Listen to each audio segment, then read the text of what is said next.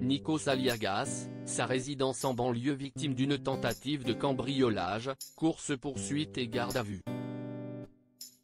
Dans la nuit du lundi 1er au mardi 2 janvier, Nikos Aliagas a vu sa résidence de Fontenay-sous-Bois victime d'une tentative d'effraction.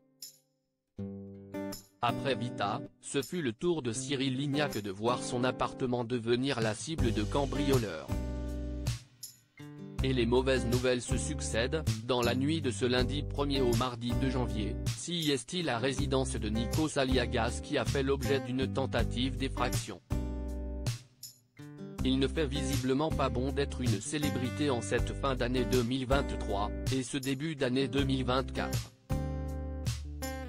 En effet, les homjaquins et cambriolages semblent n'avoir jamais été aussi nombreux, et les têtes connues en font les frais. Le dernier en date, Nikos Aliagas, comme le révèle Le Parisien, ce mardi 2 janvier. Les suspects n'ont pas réussi à pénétrer dans la maison, rapportent nos confrères ce jour.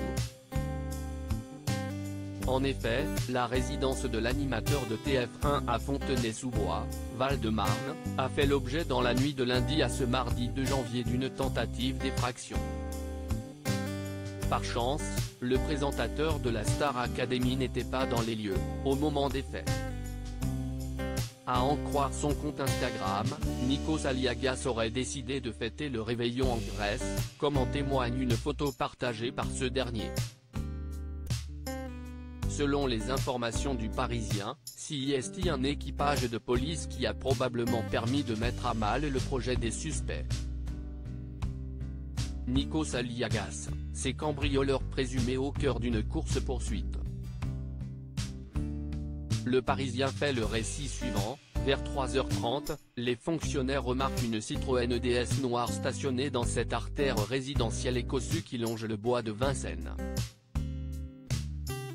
À leur passage, les 5 individus à bord, redémarrent en trombe, tout feu éteint et refusent d'obtempérer.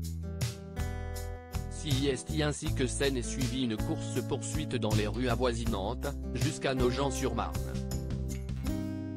La Citroën DS s'est alors stoppée net après avoir percuté un terre-plein central et un arbre. Les policiers finiront par emmener les 5 individus à son bord, après que ces derniers, légèrement blessés, ont été hospitalisés. Nikos Aliagas convoqué au commissariat.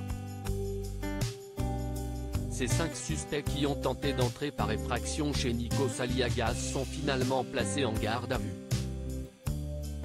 Dans leur voiture, les policiers ont pu découvrir un attirail qui laisse peu de doute sur leurs intentions, cagoules, gants, rubans adhésifs épais et des serre-flex. Ils avaient alors forcé le portail, comme constaté par les forces de l'ordre qui sont retournées examiner les lieux.